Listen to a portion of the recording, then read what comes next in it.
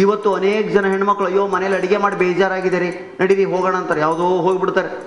ಏನಲ್ಲಿ chilli chicken, ಆ chicken, ಈ ಕಬಾಬು, ಈ ಕಬಾಬು, ನಾರ್ತು ಸೌತು ಪರ್ತು ಗಿರ್ತು ಇತ್ತೇನೋ ತಿಂದು ಒಂದು 1300 1400 ಬಿಲ್ ಆಗುತ್ತೆ. ಗಂಡ ಅದನ್ನು ಕೊಡುವಾಗ ನೀವೇನೇ ಹೇಳಿ ಸರ್, ಮನೇಲಿ ಮಾಡೋ ಅನ್ನ ಸಾರೇ ಬೆಸ್ಟ್. ಅದು ಯಾವಾಗ 1500 ಕಳ್ಕೊಂಡ ಮೇಲೆ ಈ ಬುದ್ಧಿ ಬರ್ತದೆ. ಇದು ಮೊದಲು ಬಂದಿದ್ರೆ ಬಾಯಿ ರುಚಿಯಾಗಿರೋದು ದೇಹಕ್ಕೆ ಒಳ್ಳೆಯದಲ್ಲ ಅಂತ ಒಂದು ಹಳೆಯ ಗಾದೆ ಮಾತಿದೆ. ಬಾಯಿಗೆ ರುಚಿಯಾಗಿರೋದು ದೇಹಕ್ಕೆ ಯಾವತ್ತೂ ಒಳ್ಳೇದಿರಂಗಿಲ್ಲ.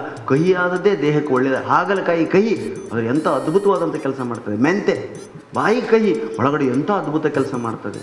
ಇವುಗಳನ್ನೆಲ್ಲ ಗಮನದಲ್ಲಿ ಇಟ್ಕೊಂಡು ಅದ್ರ ಜೊತೆಗೆ ಹಾಸ್ಯ. ಆ ಟಿ ವಿ ಅಡುಗೆಯನ್ನು ಮಾತ್ರ ಮಾಡಬೇಡಿ ತಾಯಿ ಅಂದರೆ ಬಾ ನೀವು ಸತ್ತು ಹೋಗ್ತೀರಾ ಅಡುಗೆ ತಿಂದರೆ. ನಮ್ಮ ಕಡೆ ಮಧ್ಯಾಹ್ನ 1:30 ಹಚ್ಚಿದ್ರು ಏನು ಅಡುಗೆ.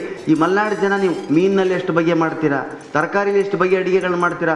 ಪಾಪ ಬೆಂಗಳೂರಿನವ್ರಿಗೆ ಏನೋ ಗೊತ್ತಿಲ್ಲ, ಬರೀ ತಿಳಿ ಸಾರು ಅನ್ನ, ಮಿನಿ ಮೀಲ್ಸ್, ಉಪ್ಪಿಲ್ಲ ಖಾರ ಇಲ್ಲ. ನಮಗಂತೂ ಯೋಗಿಗಳ ಊಟ ಅಂತ ಕರಿತೀವಿ ನಾವು ಅದಕ್ಕೆ. ನಾವು ಮನೆಯಿಂದ ಉಪ್ಪು ಖಾರ ಎಲ್ಲ ಒಯ್ದಿರ್ತೀವಿ ರೀ ಬೆಂಗಳೂರಿಗೆ. ಅವರು ಕೊಟ್ಟ ಆಹಾರಕ್ಕೆ ಮತ್ತು ಅದನ್ನು ಮಿಕ್ಸ್ ಮಾಡ್ಕೊಂಡು ಊಟ ಮಾಡ್ತೀವಿ ನಾವು. ನಮಗೆ ಉತ್ತರ ಕನ್ನಡ ಗೊತ್ತಲ್ಲ ನಿಮಗೆ, ಭಾರಿ ಸ್ಟ್ರಾಂಗ್ ಊಟ ನಮ್ಮದು. ಅದ್ರಲ್ಲಿ ಏನು ತೋರಿಸ್ತಾರೆ, ಮಧ್ಯಾಹ್ನ ಒಬ್ಬ ಬಂದ್ಲು ಆ್ಯಂಕರಿಂಗ್, 25,000 ಸೀರೆ ಉಟ್ಕೊಂಡಿದ್ದಾಳೆ. ಹೊಸ ರುಚಿ ಬನ್ನಿ ಕಲಿಯೋಣ, ಇವತ್ತು ಹೊಸ ರುಚಿ ಕಲಿಯೋಣ. ನನ್ನ ಹೆಸರು ನಿರ್ಮಲಾ, ನಮಸ್ಕಾರ. 25,000 ಸೀರೆ, ರೇಷ್ಮೆ ಸೀರೆ. ಖಂಡಿತ ಅವಳ ಗಂಡ ಕೊಡಿಸಿದ್ದಲ್ಲ, ಅದು ಗೋಲ್ಡನ್ ಸಿಲ್ಕ್ನವ್ರು ಕೊಟ್ಟಿರೋ ಸೀರೆ. ಆ ಶೋಗಾಗಿ ಉಟ್ಕೊಂಡ್ರಿ ಕೊರಳಲ್ಲಿ, ಹಣೆ ಮೇಲೆ ಕೊರಳಲ್ಲಿ ದೇವತೆಗಳಿಗೆ ಹಾಕುವಂಥ ನೆಕ್ಲೆಸ್. ಇಷ್ಟಾಗಲ್ಲ $, ಅದಕ್ಕೆ ಹಾವಿನ ಹೆಡೆ ಥರ. ದೇವತೆಗಳಿಗೆ ಮಾತ್ರ ಹಾಕಬೇಕು ಅದನ್ನು. ಇವಳು ಹಾಕೊಂಡಿದ್ದಾಳೆ. ಕಿವಿಲಿ ಗಂಟೆ, ಲೋಲಾಕು ಇಷ್ಟು ದೊಡ್ಡ ಡಣ್ಣಂತ ಬಾರಿಸಿ ನಮಸ್ಕಾರ ಮಾಡ್ಬೋದು. ಮುಖಕ್ಕಿಂತ ದೊಡ್ಡದಿದೆ ಗಂಟೆಗಳು. ಬನ್ನಿ ಹೊಸ ರುಚಿ ಕಲಿಯೋಣ, ಹೊಸ ಅಡುಗೆ ಹೇಳ್ಕೊಡೋದಕ್ಕೆ ಬರ್ತಾ ಇದ್ದಾರೆ ಪದ್ಮಾ ಮೇಡಮ್. ನಾನು ಯಾವುದೋ ಹಿರಿ ಮುತ್ತೈದೆ ಬರ್ತಾಳೆ, ಅದೋ ಮಲ್ನಾಡಿನ ಮುತ್ತೈದೆ ಬಂದು ನಮ್ಗೆ ಹೇಳ್ಕೊಡ್ತಾಳೆ. ಅಂದರೆ ಬಂದವಳು 17 ವರ್ಷದ ಬಿಳಿ ಜಿರ್ಲೆ ಥರ ಬೆಣ್ಣು ಹುಡುಗಿ, ಸಿಲ್ವಿಲೋಸ್ ಬ್ಲೌಸು, ಹಣೆಯಲ್ಲಿ ಕುಂಕುಮ ಇಲ್ಲ, ಕೈಯಲ್ಲಿ ಬಳೆ ಇಲ್ಲ. ಬಾಬಾ ಮುಂದೆ ಬೀಳುತ್ತೆ, ಟ್ಯೂ ಟ್ಯೂ ಬಂದು ನಿಂತಲು. ನಮಸ್ಕಾರ ಕೈ ಹಿಂಗೆ ಮಾಡೋದು ಅದು. ಒಂದು ಸಾರಿ ಕೈಯಿಂದ ಮಾಡ್ಕೊ, ಒಂದು ಸಾರಿ ಹಿಂಗೆ ನಾನು ಹಿಡಿದು ಕಟ್ಟಿಬಿಡ್ಲೆ ನಾವು ರಬ್ಬರ್ ಬ್ಯಾಂಡ್ ಹಾಕಿ ಅನ್ಸುತ್ತೆ ನಾನು. ತಾಯಿ ಅದನ್ನಾದರೂ ಮಾಡು, ಮಾತಾದರೂ ಆಡು. ನೋಡಿ ನಮ್ಮಲ್ಲಿ ಅನೇಕ ಜನ ನಟನಟಿಯರು ಇಂಟರ್ವ್ಯೂ ಕೊಡ್ತಾರೆ. 20 ವರ್ಷದಿಂದ ಕನ್ನಡ ಇಂಡಸ್ಟ್ರಿಲಿ ಇದ್ದಾರೆ, ಕನ್ನಡ ಮಾತಾಡೋಕ್ಕೆ ಬರಲ್ಲ. ಮೇಡಮ್ ನಿಮಗೆ ಯಾವ ಕನ್ನಡ ಚಿತ್ರ ಇಷ್ಟ ಆಗಿದೆ? 25 ಸಿನಿಮಾ ಮಾಡಿದ್ದೀರಾ? Actually many pictures. I like all heroes, I love Kannada. ಈ Kannada is a nice language. ಅದನ್ನ ಇಂಗ್ಲೀಷ್ನಾಗ ಹೇಳ್ತಾರೆ. 25 ವರ್ಷಗಳಿಂದ ಇರ್ತಾರೆ. ಏನು ಬರೀ ಇಷ್ಟ ನೀವು ಹೇಳಿ ಪದ್ಮಾ ಮೇಡಮ್, ನೀವು ಇವತ್ತು ಏನು ಹೊಸ ರುಚಿ ಹೇಳ್ಕೊಡ್ತೀರಾ ನಮ್ಮ ಮಲೆನಾಡಿನ ಹೆಣ್ಮಕ್ಳಿಗೆಲ್ಲ, ಕಾರವಾರ ಕಡಲ ತೀರದ ಹೆಣ್ಮಕ್ಳಿಗೆ ಯಾವ ಅಡುಗೆನ ಹೇಳ್ಕೊಡ್ತೀರಾ? ನಾನು ಇವತ್ತೊಂದು ಹೊಸ ಐಟಮನ್ನು ಹೇಳ್ಕೊಡ್ತಾ ಇದ್ದೀನಿ. ತಿಳಿ ಸಾರು ಮಾಡೋದನ್ನು ಹೇಳ್ಕೊಡ್ತೀನಿ ಅಂತ ಆಕಿ ಬರೋದೇ ಅದು ಒಂದು. ಮತ್ತೆ ಏನು ಮಾಡ್ತಾರೆ, ಈಕೆ ಪಕ್ಕದಲ್ಲಿ ನಿಂತಿರ್ತಾಳೆ. ಅಯ್ಯೋ ತಿಳಿ ಸಾರ, ಏನದೇನು ಸ್ಪೆಷಲ್ ಡಿಶ್ ಏನೋ ಅನ್ನಂಗೆ ಇವಳು ಅದಕ್ಕೆ ಪೋಜು. ತಿಳಿ ಸಾರ, ವೆರಿ ಗುಡ್ ಏಸ್ ತಿಳಿ ಸಾರು. ಹೇಳಿ ಮೇಡಮ್, ತಿಳಿ ಸಾರು ಮಾಡ್ಬೇಕಾದ್ರೆ ಫಸ್ಟ್ ಸ್ಟೆಪ್ಸ್ ಯಾವುದು? ಫಸ್ಟ್ ಸ್ಟೆಪ್ಪು ತಿಳಿ ಸಾರು ಮಾಡಬೇಕಾದ್ರೆ ಕಿಚನ್ಗೆ ಹೋಗಬೇಕು. ನಾವೇನು ಬಸ್ಸದಾಗ ಮಾಡಂದೀವ? ಕಿಚನ್ಗೆ ಹೋಗ್ಬೇಕಾ? ಕಿಚನ್ಗೆ ಹೋಗಿ ಮೇಡಮ್ ಕಿಚನ್ಗೆ ಹೋದ್ವಿ. ಕಿಚನ್ಗೆ ಹೋಗಿ ಸೆಕೆಂಡ್ ಸ್ಟೇಜ್ ಸ್ಟವ್ ಹಚ್ಚಬೇಕು. ಮತ್ತು ನಾವು ಮನೆಗೆ ಬೆಂಕಿ ಹಚ್ತೀವಿ, ಸಾರು ಮಾಡ್ಬೇಕಾದ್ರೆ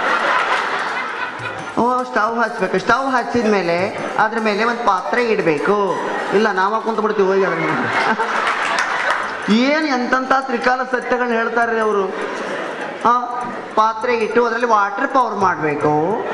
ವಾಟರ್ ಪವರ್ ಮಾಡಿ ಮಿನಿಮಮ್ ಉಪ್ಪು ಖಾರ ಎಲ್ಲ ಹಾಕಿ ಬಿಗ್ ಸ್ಪೂನ್ ತೊಗೊಂಡು, ಸೌಟು ಬಿಗ್ ಸ್ಪೂನ್ ತೊಗೊಂಡು ಆ ವಾಟ್ರನ್ನ left to right to left about turn ಎಲ್ಲ ತಿರುಗಬೇಕು. ಕೈ ಆಡಿಸ್ಬೇಕು ಅನ್ನೋದಕ್ಕೆ ಅದು ಇಂಗ್ಲೀಷ್ನಾಗ ಲೆಫ್ಟ್ ರೈಟ್ ಟರ್ನ್ ಮಾಡಬೇಕು. ಆಮೇಲೆ 10 ಮಿನಿಟ್ಸು ಆ ವಾಟ್ರ್ ಬಾಯ್ಲಾಗೋವರೆಗೂ ಕಾಯಬೇಕು. ವಾಟ್ರ್ ಬಾಯ್ಲಾಗಬೇಕಾ? ಎಲ್ಲಿವರೆಗೂ ಬಾಯ್ಲಾಗಬೇಕು ಮೇಡಮ್? ಬಬಲ್ಸ್ ಬರೋವರೆಗೂ ಬಾಯ್ಲಾಗಬೇಕು. ಬಬಲ್ಸ್ ಬರದೇ ಇದ್ರೆ ಮೇಡಮ್ ಕೈ ಇಟ್ಟು ನೋಡಬೇಕು. ಕರ್ಮವೇ. 10 ಮಿನಿಟ್ಸ್ ಬಾಯ್ಲ್ ಆದಮೇಲೆ ಅದು ತಿಳಿ ಸಾರಿನ ಆಕಾರಕ್ಕೆ ಬರುತ್ತೆ. ಸ್ಪೂನ್ ಕೈಯಲ್ಲಿ ಹಾಕೊಂಡು ಟೇಸ್ಟ್ ನೋಡಿ. ಚೆನ್ನಾಗಿದ್ರೆ ಯಜಮಾನ್ರಿಗೆ ಬಡಿಸ್ಬೇಕು, ಇದ್ದಿದ್ರೆ ಚರಂಡಿಗೆ ಹಾಕಬೇಕು. Thank you madam, thank you madam. ಚರಂಡಿಗೆ ಹಾಕೋ ಒಳ್ಳೆ ಅಡುಗೆ ಹೇಳ್ಕೊಟ್ಟಿರಿ ನಮಗೆ, ವೆರಿ ಗುಡ್. ಇನ್ನು 10 ನಿಮಿಷ ಟೈಮ್ ಇದೆ, ಇನ್ನೊಂದು ಹೊಸ ಐಟಮ್ ಹೇಳ್ಕೊಡ್ತೀರಾ ಮೇಡಮ್? ಆ್ಯಕ್ಚುಲಿ ಹೊಸ ಐಟಮ್ ಇನ್ನೊಂದು ಹಪ್ಪಳ ಸುಡೋದನ್ನು ಹೇಳ್ಕೊಡ್ತೀನಿ. ಹಪ್ಪಳ ಮಾಡೋದಲ್ರಿ, ಸುಡೋದು ಹೇಳ್ಕೊಡ್ತಾಳ. ಓ ಹಪ್ಪಳ ಸುಡೋದು ಹೇಗೆ ಸುಡ್ಬೇಕು ಮೇಡಮ್? ಯಾಕೆ 8 ಮನೆ ಸುಟ್ಟು ಬಂದಿರ್ತಾಳ್ರಿ ಆಕಿ, ನೀವು ಹಪ್ಪಳ ಸುಡೋದು ಹೇಳ್ಕೊಡ್ತಾಳೆ ನಮ್ಗೆ. ಓ ಆ್ಯಕ್ಚುಲಿ ಪ್ರಾವಿಷನ್ ಸ್ಟೋರಿಂದ ಹಪ್ಪಳ ಪಾಕೆಟ್ ತರಬೇಕು, ಸೀಸರಿಂದ ಕಟ್ ಮಾಡಿ ಹಪ್ಪಳ ಹೊರಗಡೆ ತೆಗೆದು ಸ್ಮಾಲ್ ಫ್ಲೇಮ್ ಇಟ್ಟು ಮೇಲೆ ಕೆಳಗೆ ಸುಡಬೇಕು. ಅದು ಪೂರ್ತಿ ಕರ್ಗಾಗಬಾರ್ದು, ಪೂರ್ತಿ ಡಾರ್ಕ್ ಆಗಬಾರ್ದು, ನನ್ನ ಫೇಸ್ ಥರ ಮೀಡಿಯಮ್ ಇರಬೇಕು. ಇವು ಅಡಿಗೆಗಳ ಇವು. ಹಾಂ, ಇಂಥವು ನೋಡಿ ಊಟ ಮಾಡಿದ್ರೆ ನಾವು ಉಳಿತೀವ? ಅದಕ್ಕೆ ಟಿ ವಿಗಳನ್ನ ನಂಬಬೇಡಿ. ನಮ್ಮ ಸ್ವಂತ ಬಲವನ್ನು ಮಕ್ಕಳಿಗೂ ಕೂಡ ಅಷ್ಟೇ. ಕಚ್ಚಿ ತಿನ್ನುವ ಆಹಾರದ ಅಭ್ಯಾಸವೇ ಇಲ್ಲ ಮಕ್ಕಳಿಗೆ. ಎಲ್ಲ ಮಕ್ಕಳು ಮನೆಗೆ ಬಂದ ತಕ್ಷಣ ಮಮ್ಮಿ ನೂಡ್ಲ್ಸ್ ಬೇಕು, ಮಮ್ಮಿ ಮ್ಯಾಗಿ ಪರಿಸ್ಥಿತಿ ನೋಡಿದ್ರಲ್ಲ, ತೋರಿಸಿದ್ರು ಡಾಕ್ಟರ್ ಪ್ರವೀಣ್ ಅವರು. ಹಾಂ, ಮಕ್ಕಳು ಹಲ್ಲಿಗೆ ಕೆಲಸನೇ ಇಲ್ಲ ಗೊತ್ತಾ? ಕಚ್ಚಿ ಒಗೆದು ತಿನ್ನೋ ಆಹಾರವೇ ಆರೋಗ್ಯ. ಲಾಲಾರ ಸುದ್ದಿಗೆ ಬೆರೆತು ಒಳಗೆ ಹೋಗ್ತದೆ. ಅದಕ್ಕೆ ಕಚ್ಚಿ ಈಗಿನ ಮಕ್ಕಳು ಮ್ಯಾಗಿ ನೂಡ್ಲ್ಸ್ ಹೆಂಗಿರ್ತವೆ? ಫೋರ್ಕಿದು ತಗೊಳ್ಳೋದು,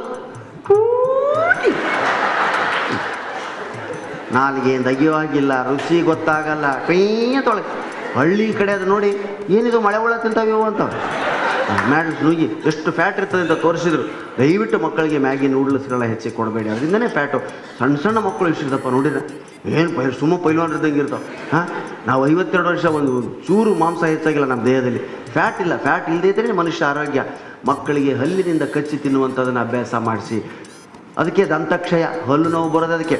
ಮತ್ತು ಹಲ್ಲು ನೋವು ಬಂತು ಅಂದರೆ, ಓ ನಿಮ್ಮ ಪೇಸ್ಟ್ನಲ್ಲಿ ಉಪ್ಪಿದೆಯಾ?